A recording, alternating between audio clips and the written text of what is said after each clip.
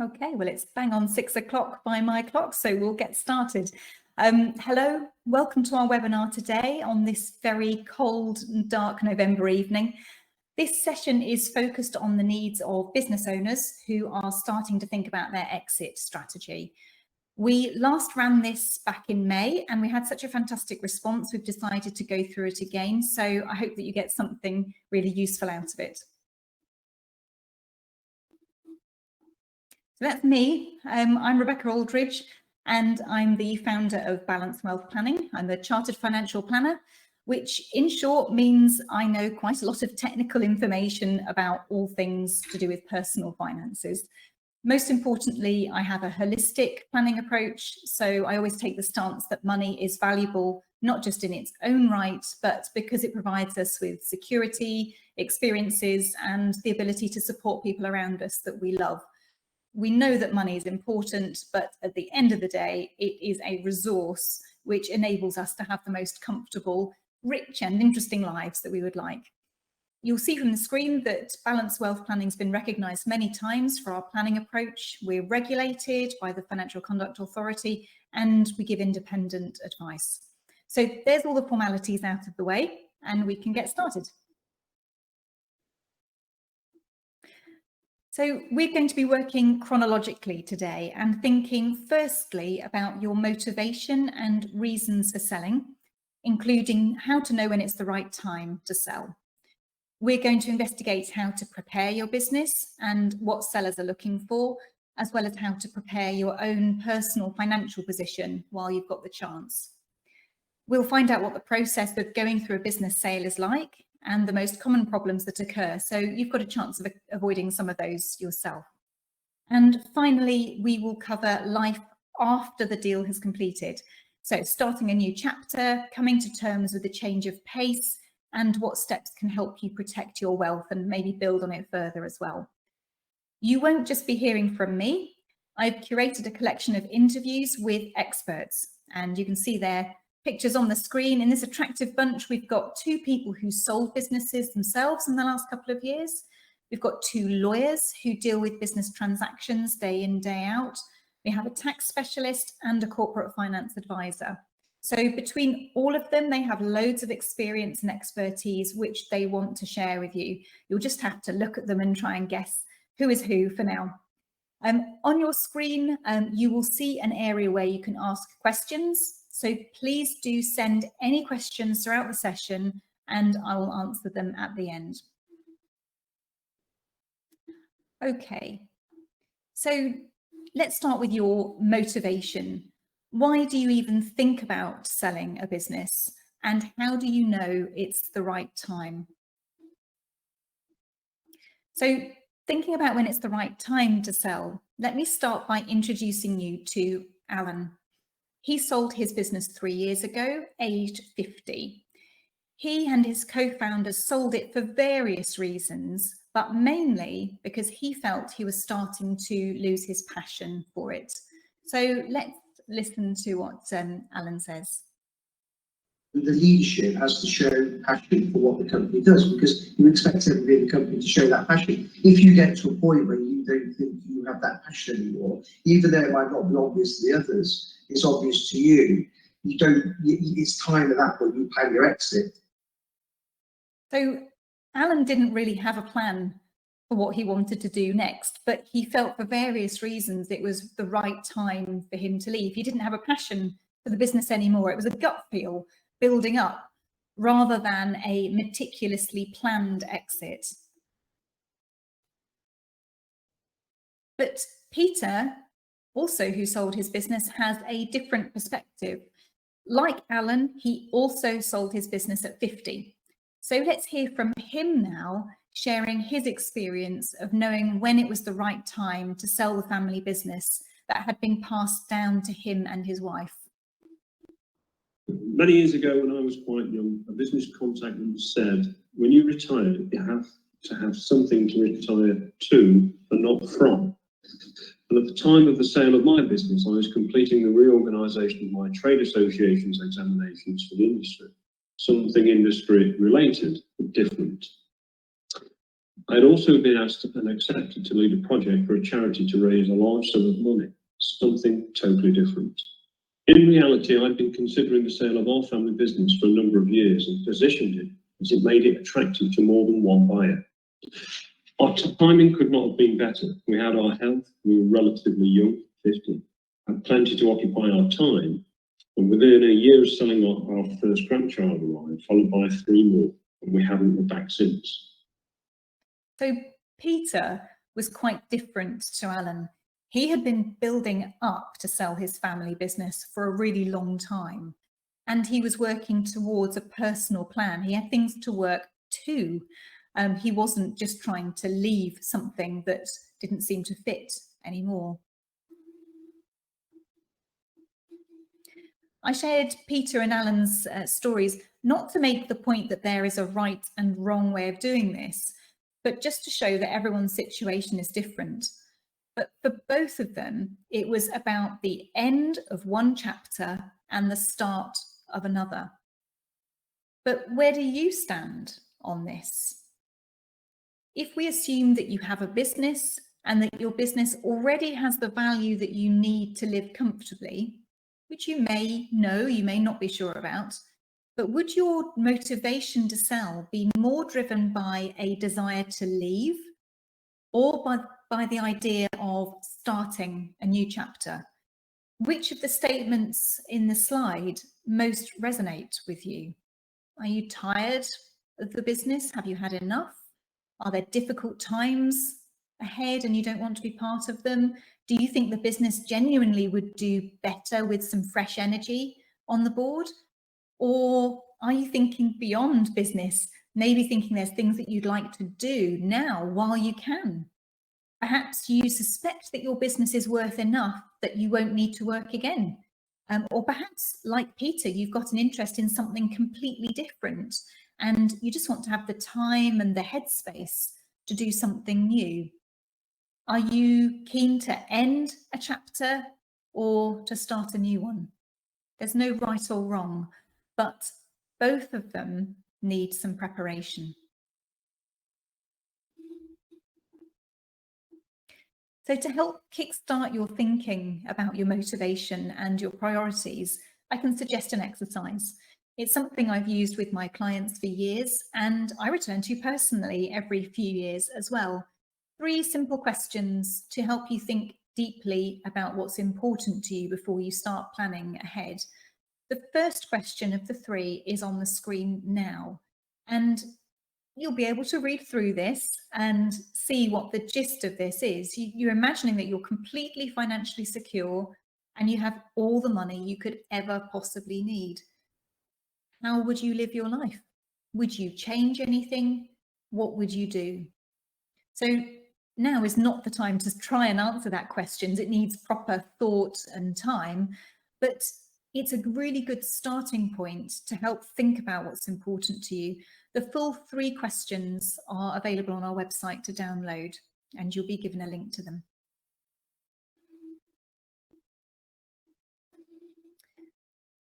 So whatever your personal reasons are, you might be planning to exit your business in the next few years, but only if you are sufficiently compensated for your efforts in building and nurturing your business up to that point. In other words, the price needs to be right. Most people are aiming to receive enough when they sell their business so that they'll never need to work again. Having said that, many business owners don't actually want to lose the intellectual stimulation and challenge of work overnight. Psychologically, feeling essential, feeling part of a business community and having control over all aspects of a business is not something you can very easily let go. Certainly, most people at least want to be in a position where if they do continue working in some capacity, that is through choice, rather than because they have to for financial reasons.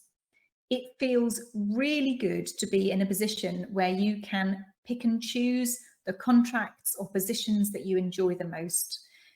Many business owners sell their business, but then go on to act as a non-executive director to another business, maybe to mentor startups or even provide their time for charitable work to keep their brains feeling busy and feeling intellectually satisfied.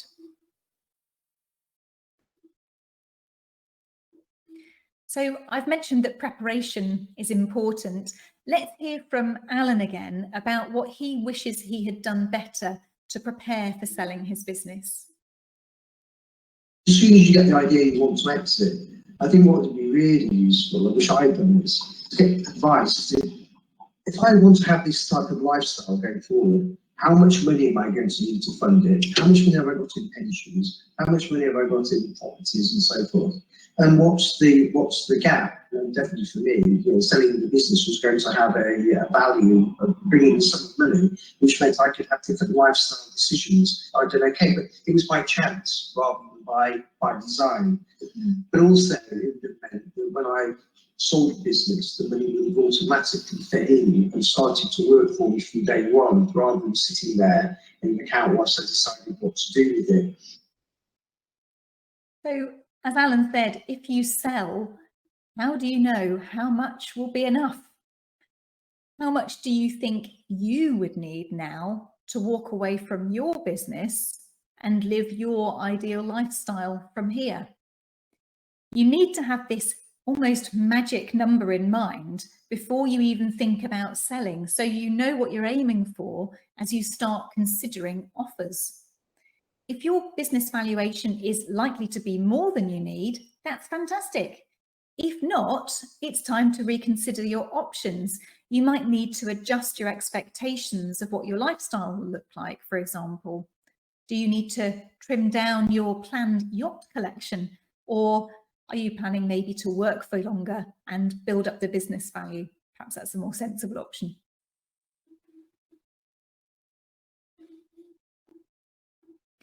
So how do you go about finding out what that magic number, this sale price is?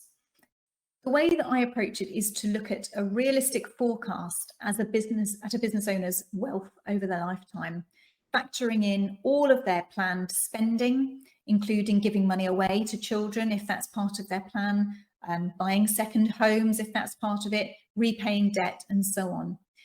This sort of work is the best way of testing out what sale price could work and what won't. So I've got a practical example here. Let's take a look. So let me tell you about Steve and Angie Lord.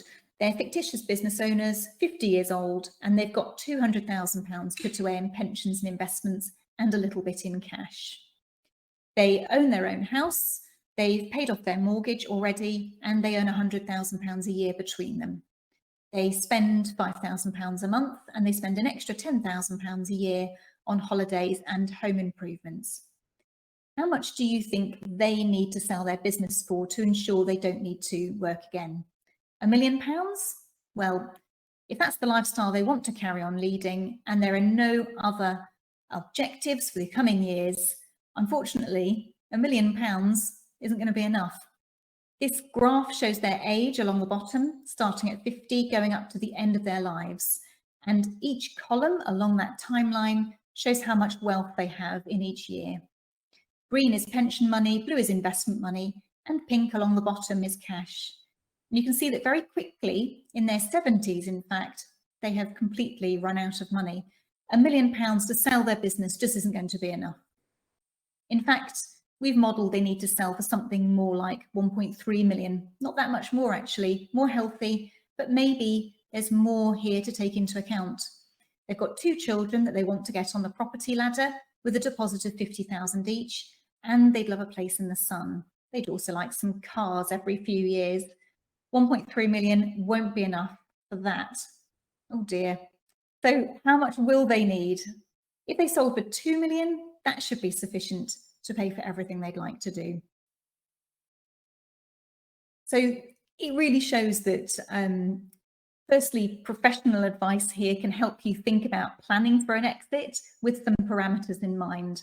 We whizzed through that really quickly, but you can see just having that data can help to help a business owner establish how much they actually need. And as Alan said, you want to come out of a sale process with enough money by design rather than by luck. And this also shows that everyone's situation is different. Where one person will need £500,000, another will need 5 million. It all depends on you.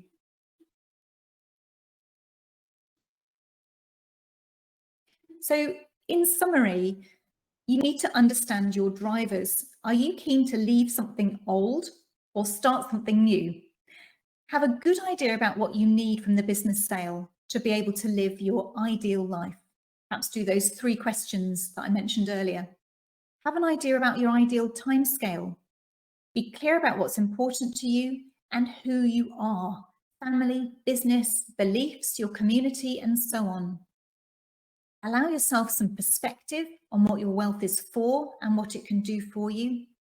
And remember, it's not all about being a millionaire or multimillionaire in retirement, but what lifestyle and experiences you can have in exchange for that wealth.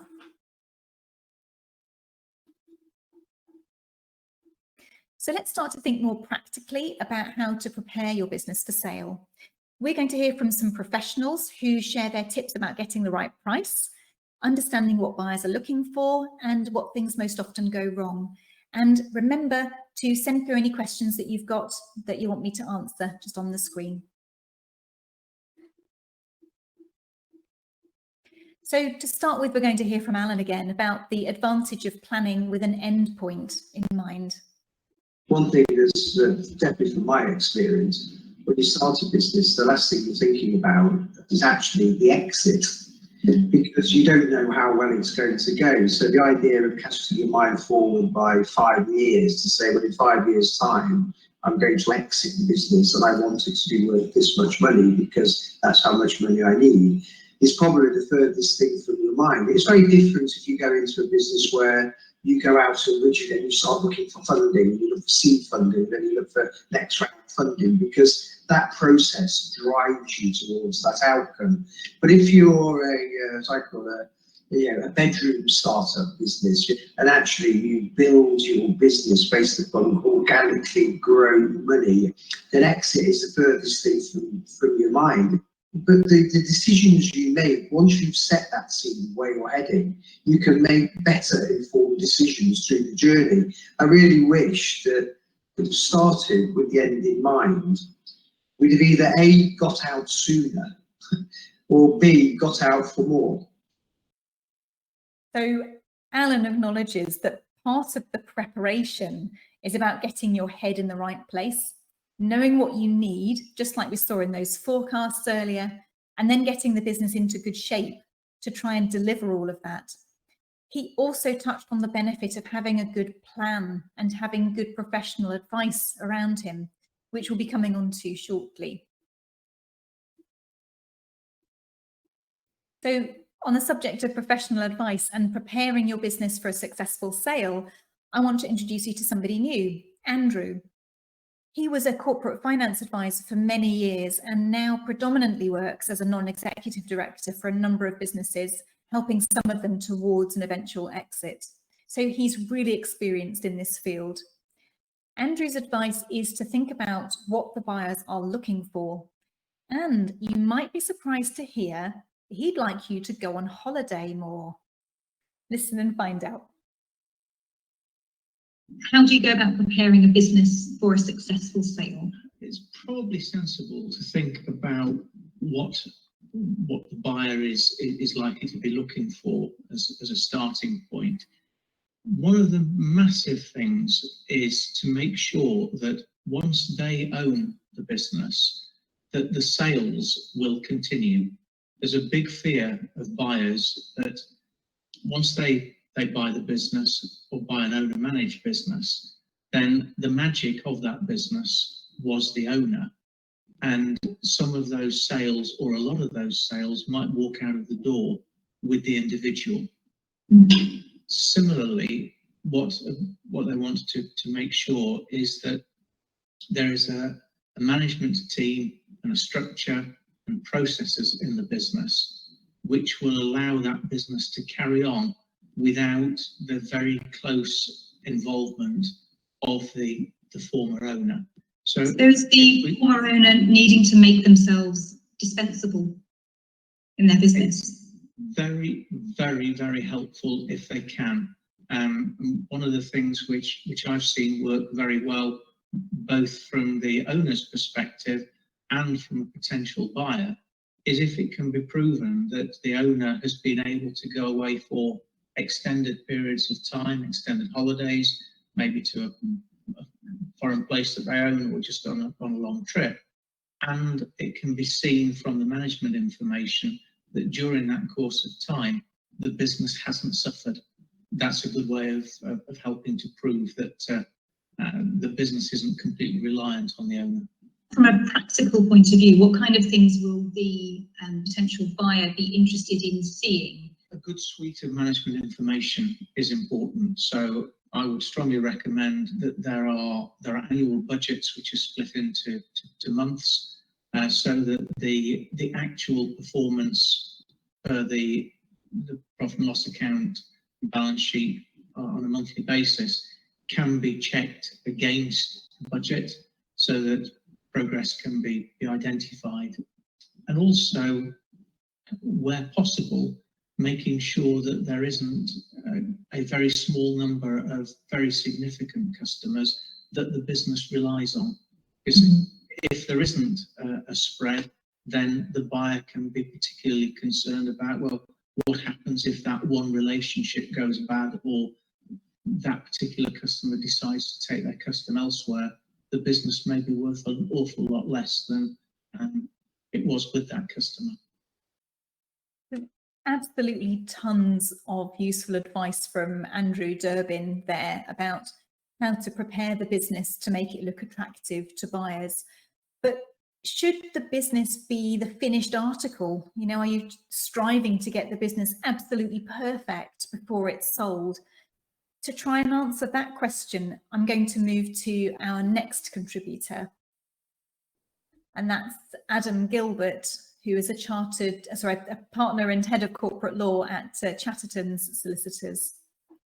He has something to add about not trying to make your business completely perfect.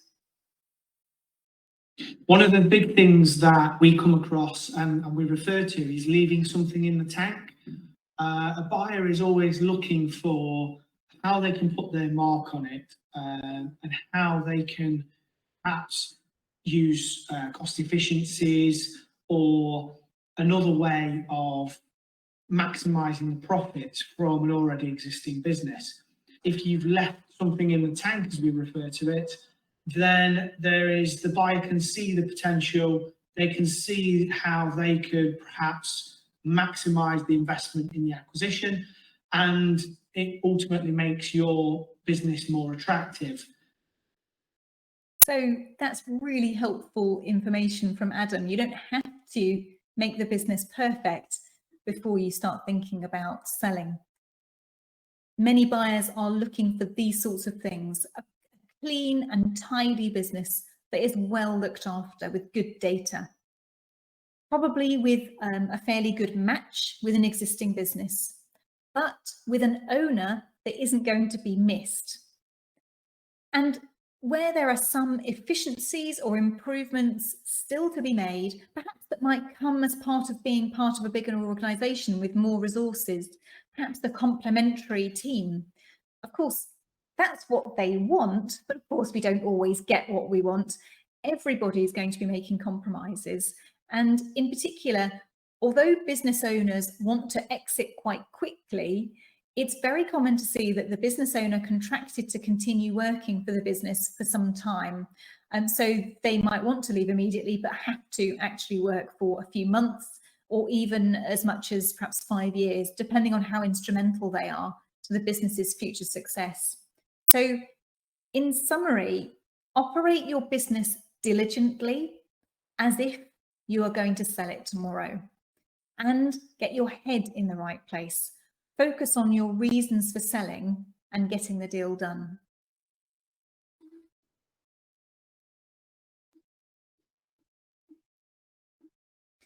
This is Ashley Taylor. He's one of our other corporate solicitors, and he deals with a lot of business transactions. He picks up on something that often causes an issue when it comes to the sale process, and which can be sorted out in the months or years leading up to it, but it can cause problems if you leave it too late. And that's something really simple, just about documenting properly your business contracts. Contracts are a particularly big one and a particularly important one. So for some businesses, you might have a couple of customers or clients who represent a high portion of the turnover, and so they're very good clients, and they already have very good relationships with them. Unfortunately, the terms of those contracts are not always documented, and for a buyer, they're going to want to see that something is documented, particularly if it is a high percentage of the turnover, because their own solicitors and buyer solicitors will be saying to them, there's a risk here that that client may walk away the next day after the transaction. So it's really, really important to get those sort of things lined up. And even if it isn't necessarily in a full-blown contract, at least having some sort of terms written down and agreed between the parties is evidence as to what has been agreed. Really helpful advice from Ashley there. And of course, all business owners want to get a good price when they sell. And I asked Adam how sellers go about getting the best price. The business owner that plans for their exit is the one that ultimately achieves the biggest potential sale value. And that's just because they have ran their business as though they are going to sell it tomorrow. So I think what Adam's saying there is that good preparation, some discipline, good data, and focus is really key.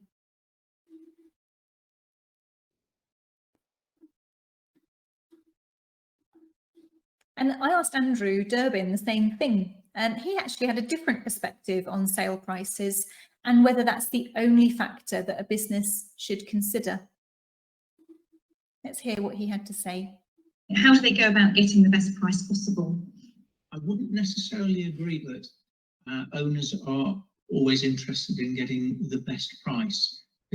There is a trade-off, and there is also sometimes a requirement to do very well for the individuals who have probably worked well for the owner and made the owner a significant amount of money along the way. The other thing is that there is a trade-off between maximising the price and maintaining confidentiality. So many business owners will probably have had unsolicited approaches from business transfer agents, stroke corporate finance advisors, who are offering good multiples to be able to get big prices by going widely into the marketplace and seeking lots and lots of interest, and then having a very competitive situation where they're running off 1, 2, 3, 4 buyers against each other. That is certainly possible, but the danger there is that confidentiality is breached in a massive way very early on. It's really important to understand what are the key things that the owners want to achieve. Do they want to achieve a minimum price which will certainly satisfy them and they can do it in a controlled manner, maybe selling on favourable terms to a management team? Or do they just want to go out there and make the best price that they possibly can, regardless of what that does to the management team, the employees, and indeed the competition generally? So how does that sound to you? Are you focused on a sale at the best price possible, regardless of compromises? Or is there more to it for you? Your customers, your relationships, your staff, your reputation, and so on. It's not necessarily straightforward. How do they go? So far we've had contributions from a few different professionals, and it's useful to know who you're likely to need in your team and when. You'll certainly need to work closely with your accountant in the years building up to a potential exit.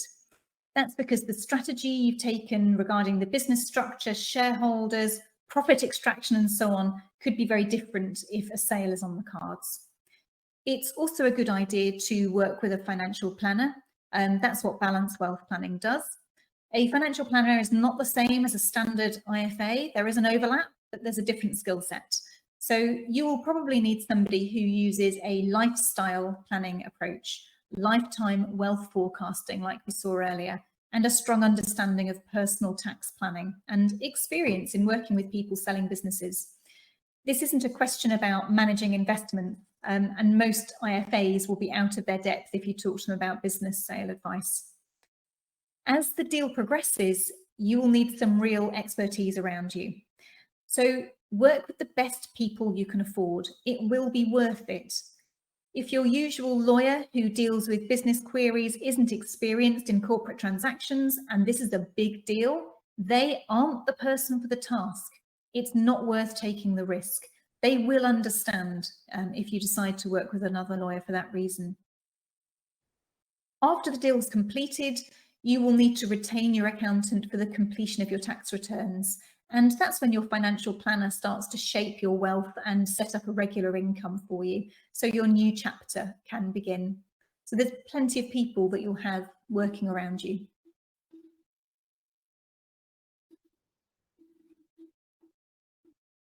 So thinking about members of your team in the business, let's hear what Andrew has to say about who you should be sharing your exit plans with. There's going to be an inner circle of people who are going to be aware of what's occurring. Who would you normally want to see in that inner circle of people? How far should that go?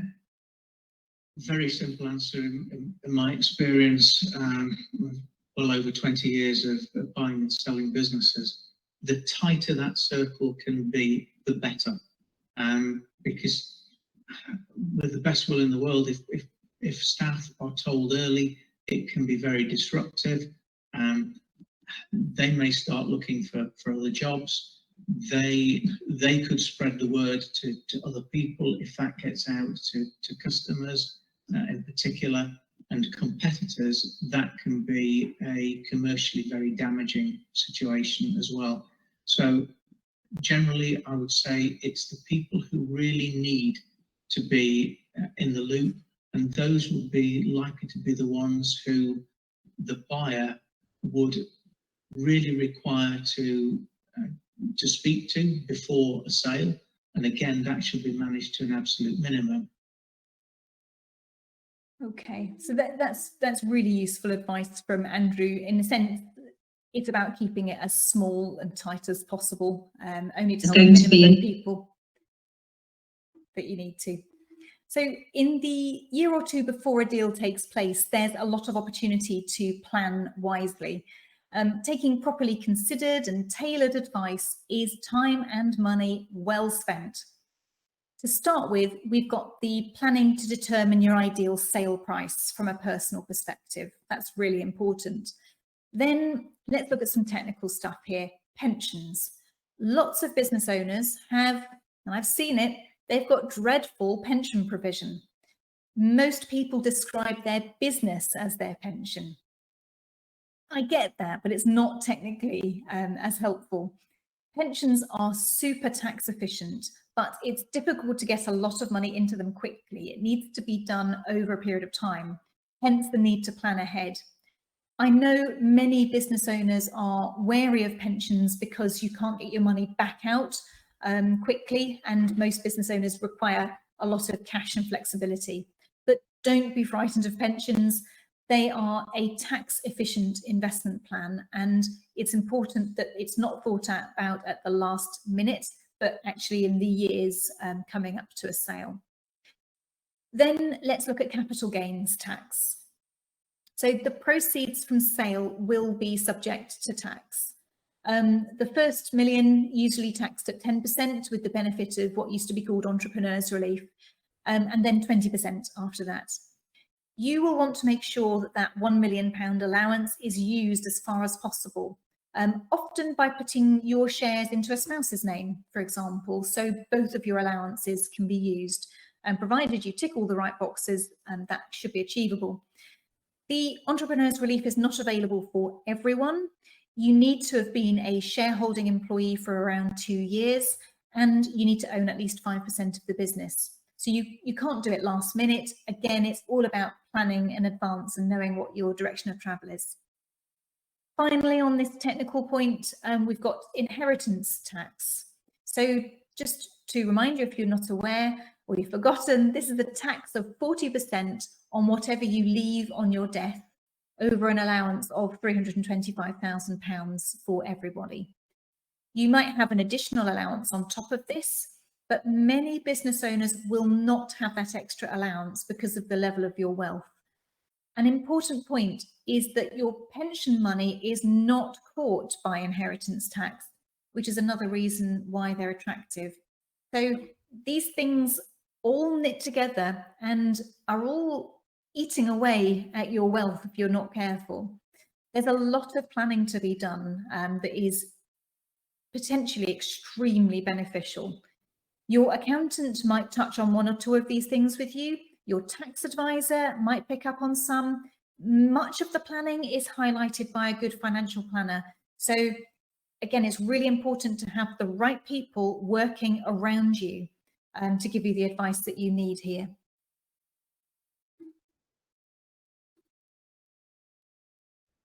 So on that note, let me introduce you to Kari Mellon. She's a tax specialist and absolutely loads of experience in business transactions, and she's got a couple of tips for you. The one thing I see with clients is that when it's worked well, someone has highlighted to them before the company sale, this is your last opportunity to really pump a lot of wealth into that pension. Prior to a sale, they can either contribute a lot more personally because they have the earnings to support it, or the company can make an employer pension contribution. And certainly once the sale has happened and the business owner has fallen away from the business, they're probably limited to a much lower sum. So it's good to get the amount into your pension, either to call on later in life, or equally to have a pot that's outside of your estate for inheritance tax purposes. Exactly. So this is all about being well prepared. Knowing a business sale is on the horizon means that you can take certain actions just beforehand or sometimes just afterwards, which will help protect your really hard-earned and hard-won wealth from taxes. And Kari has a few thoughts about planning to minimise inheritance tax too. Once they've sold their business, they could suddenly have a great deal of wealth that looks real and will be subject to inheritance tax once they pass away. And what measures can they take before sale? Business owners thinking that I'm going to sell my business and then I'm going to use a chunk of this money to perhaps put into a trust for my children and grandchildren. If they do that after the sale, they're limited to a maximum of £325,000 each into trust every 7 years. But actually, if you set up the trust before the company sale and you put some of the shares in the company into the trust, you don't have that £325,000 limit. So for example, if you, let's say you're going to sell your business for 10 million and you knew that you wanted 2 million earmarked for the next generation, then you put 20% of the company into trust before the sale, such that the trust got the £2 million proceeds. And then that is potentially outside of your estate after 7 years has passed. So that's just an example of a neat bit of planning. That might apply to you, it might not to, but there's lots of things like that which just require thinking about your situation in a slightly different way to arrange things slightly more beneficially. Really, it's just worth emphasising again, before the deal, there is a lot of personal and business preparation that needs to be done. You have professionals that you can reach out to, so everything takes place as smoothly as possible. Remember, this is probably the only time that you will sell your business, but these professionals have done it many times before. They've seen the problems, they've seen the mistakes, and they're there to help make sure that you don't have that problem yourself.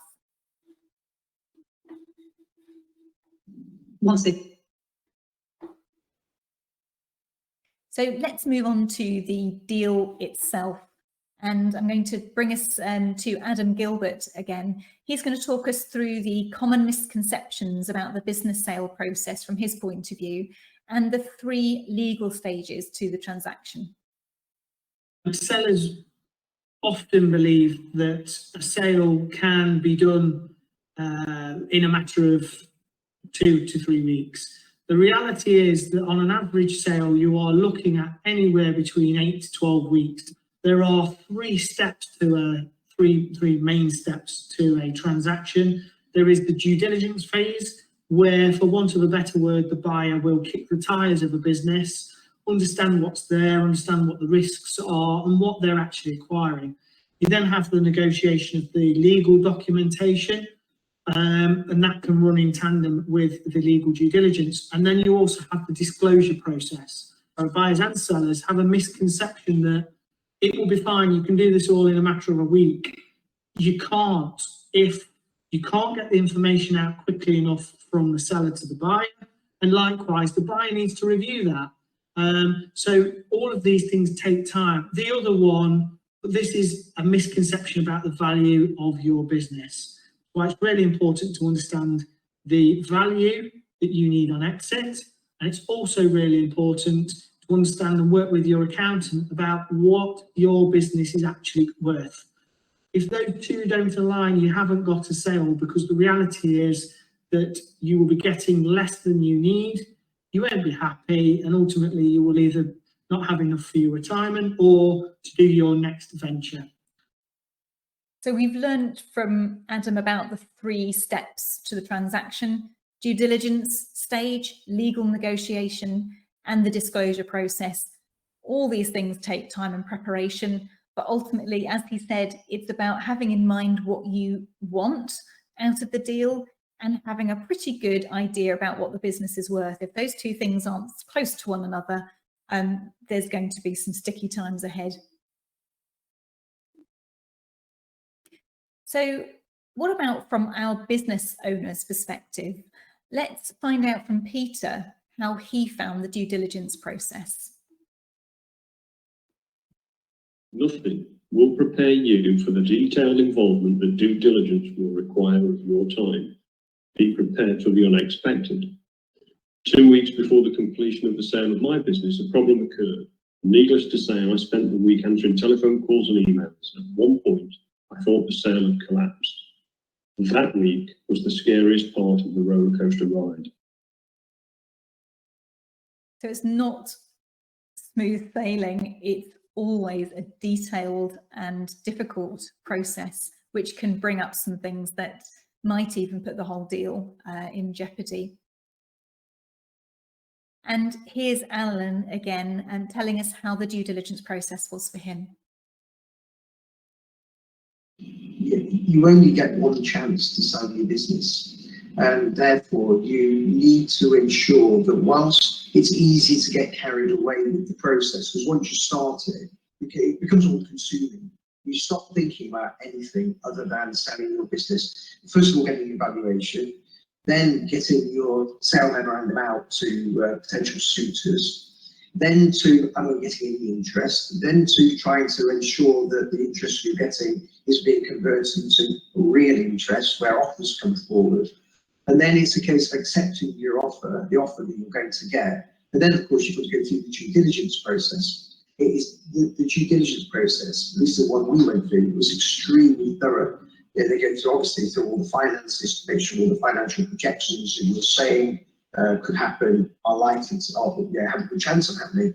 But actually, all the historic financial information is in place, not just financial information about employees. There is a due diligence checklist, which, when I said you should think of your personal finance, I also think when you start a business on day one, it'd be very useful to have a corporate finance due diligence checklist to make sure you start your business as you need to finish it, where all the boxes are ticked.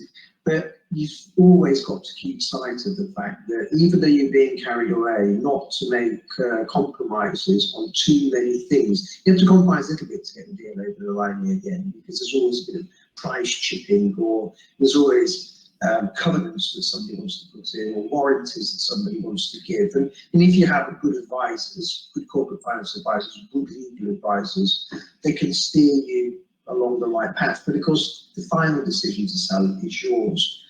But if you don't know what the value is you need to take away, is how much money you need to live on. Yeah, if you want to sell your business, then go to some form of semi-retirement. If you don't know what that figure is, you don't know how far you can keep chipping away. So I go back to the point, if I could have my time again, I would certainly have done a personal financial review beforehand in the context of I'm selling the business, to know how much money I think I want, how much money I know I need, and therefore have a bit more room to play. I couldn't agree more, Alan. Well said. So your corporate finance advisor and your lawyer will be helping you to find interested buyers, seek out an offer, negotiate terms, and to eventually transfer the ownership of a business and its assets from you to the buyers. There's a lot of tailoring to be done, and it's not all about getting the best price. You will need to work with your professional advisors to agree the structure that works best for you, financially, ethically, and taking into account your customers and your staff. That could mean selling the shares in the business. It could mean selling the assets. A restructure might be necessary to accommodate everyone's requirements. The deal will set out how long you as the owner have to stay on in the business and the terms under which you'll need to operate when you leave. You can expect heavy restrictive covenants, so you are prevented from starting up a similar business straight away in competition. It will also set out how and when you will be paid. There is likely to be an upfront cash lump sum and then an element of deferred payments over 1 to 3 years, often structured as loan notes or debts that the company owes you, and they might be dependent on certain targets being met as well.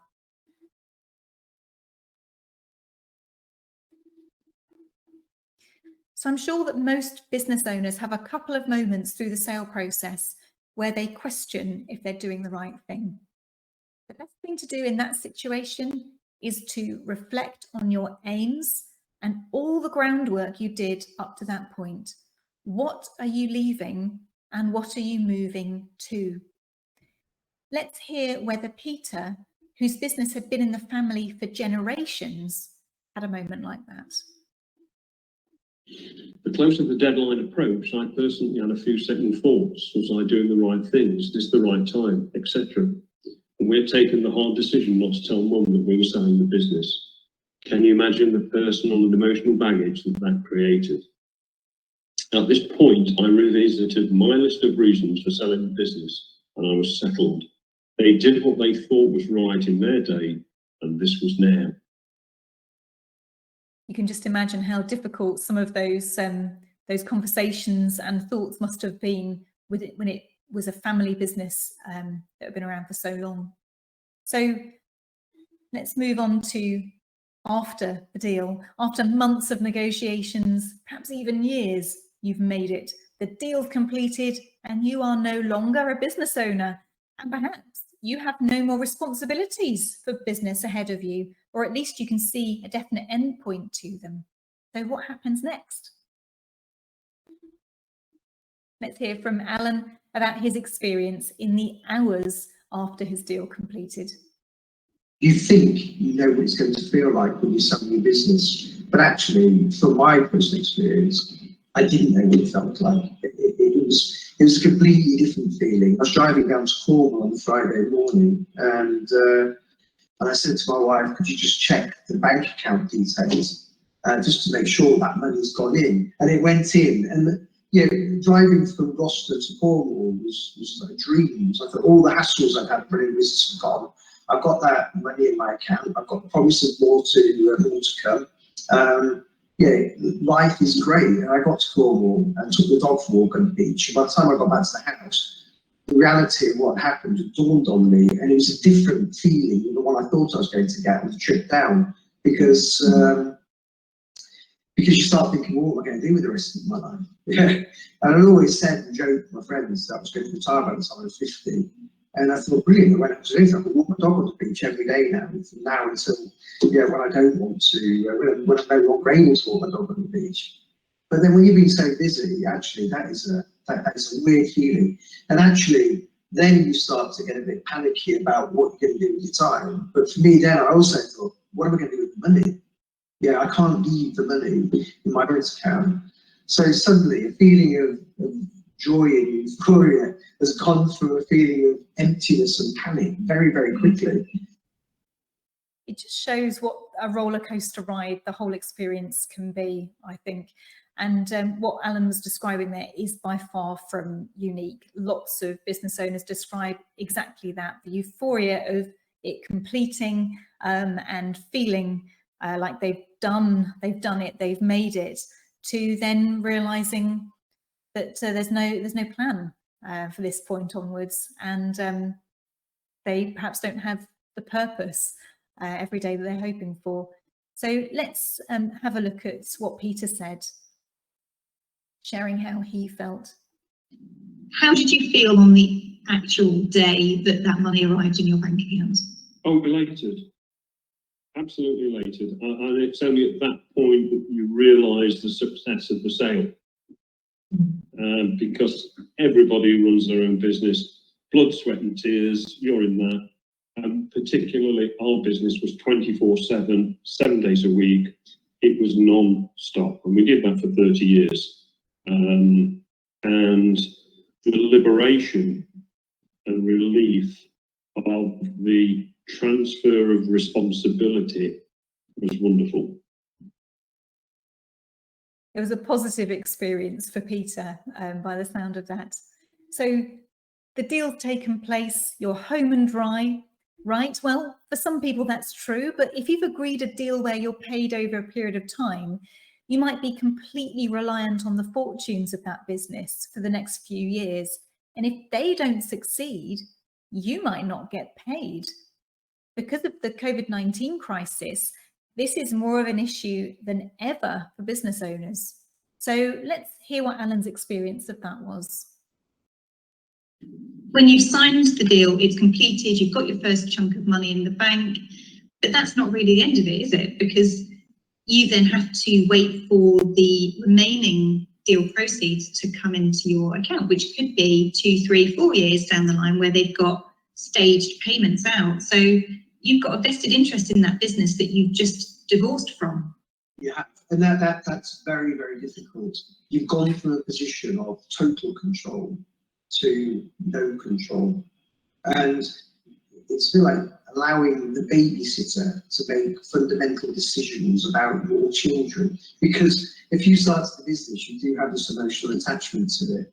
But more fundamental than that, if the decisions are wrong, or you believe they are wrong, then your future, your capacity to get your money at some point in the future is compromised. But again, you've got to remember that you don't run the business anymore. You have to adjust the way you think. And it took me a good year to get into a different mode.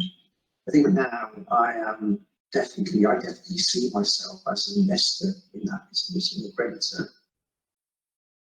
But it's taken him some time to have that change of mindset, clearly.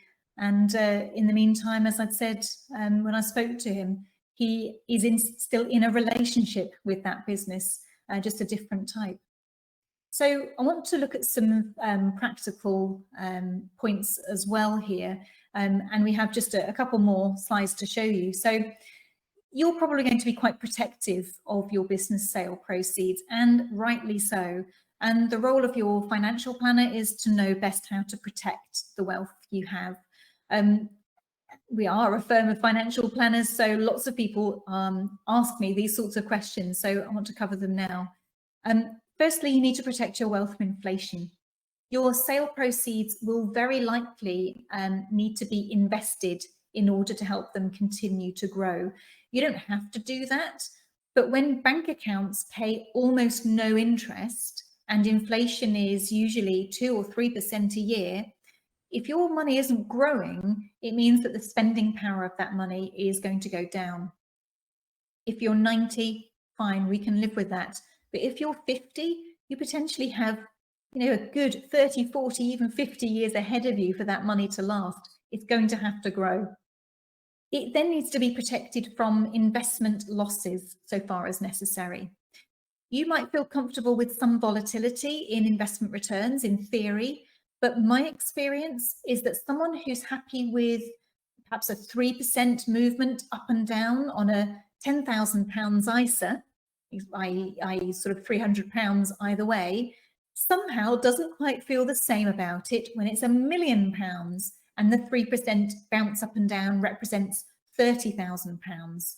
I know this is just maths, it's still the same percentage going up and down, but psychologically it makes a big difference when you're not used to having £1 million invested and you see it going up and down to that degree.